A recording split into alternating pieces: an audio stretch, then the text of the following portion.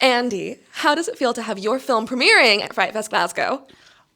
It feels pretty great. I've had a few films play Fright Fest before, so I'm kind of used to the experience, but this is the first time it's closed the festival. So I've had films play in the middle, I had Punch, which played opening night. So this is the kind of first time I've kind of gone through the festival and seen other films and gone to the social events, but still it's kind of hanging over me that, oh, the film has to play still. Mine hasn't gone yet. It's got to be a little nerve-wracking, but also very exciting. So tell me, where did you get the idea for this classic film, Rumpelstiltskin? Well, I was kind of, you have kind of, I co-produced this as well as directed. So producer brain was going, you need something that's, kind of going to be commercially viable. Director brain was like, no, tell original stories. So I was thinking of, what's in that fairy tale genre that hadn't been done and that we could do something interesting with.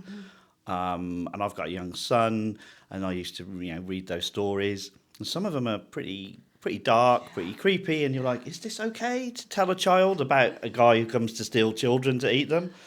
But I'm a horror film director, so of course I tried to scare him. And that was kind of a story that I'd always remembered. Yeah. And then I thought, oh yeah, he's not been done since in the 90s, where there's one where he goes to LA and drives a motorbike. What? Yeah, the guys who did the Leprechaun movies did a Rumpelstiltskin one, and he goes to LA and he drives a truck as well and stuff. So I was like, it hasn't been done for a long time, and we're going to do it completely differently, much more kind of, traditional. Yeah. I feel like we need to have a double feature after this.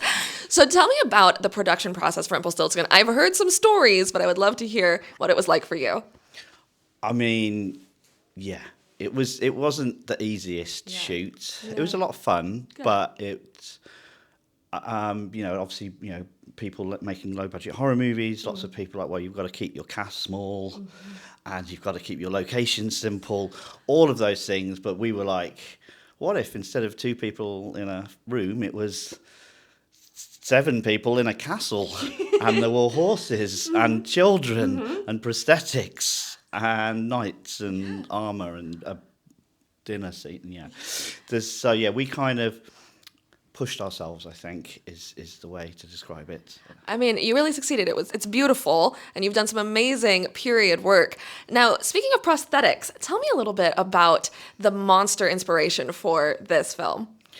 Well, obviously Rumpelstiltskin, he's the monster, and in most monster movies, especially low-budget ones, you can hide him to the end. You can hide the monster. You can put it in the shadows. You can, tease it out a bit until you just see it in the last scene. But with Rumpelstiltskin, he's not just the monster, he's also a character, and he has a lot of dialogue. So I knew he couldn't be a guy in a mask or CG or something. It had to be full-on prosthetics. So I actually approached a guy called Dan Martin at FrightFest in the summer 2 years ago. He's a really good prosthetics artist, and we started talking about the process, and he recommended Joss to play the character. He'd worked with him on Tarot. They'd just finished shooting that, and he said, yeah, if you want a goblin guy, I've got the guy for you. And then in the end, Dan was too busy with bigger projects to do ours, but he recommended somebody he'd worked with, a guy called Will Harvey, and he came on and took over from Dan and created the character. And then between Joss's acting and Will's prosthetics and James, who did the costumes, we kind of created what we hope is a real believable character as well as a monster. I mean, the monster looks fantastic in this. I'm so excited for everyone to get to see it. Last question, what is next for Andy, but also what is next for Rumpelstiltskin? So Rumpelstiltskin, this is the world premiere, and then it's coming out pretty soon afterwards. It's coming out in April the 7th and 8th. It's coming out US and UK. So people get to see it very soon. So it's not doing a big festival run. This is pretty much the only place anyone's going to get to see it. Then it's going to go to your TVODs and it'll all be on Mubi, Tubi, and Booby, and all of those places. And then next for me, we're working on a whole bunch of projects.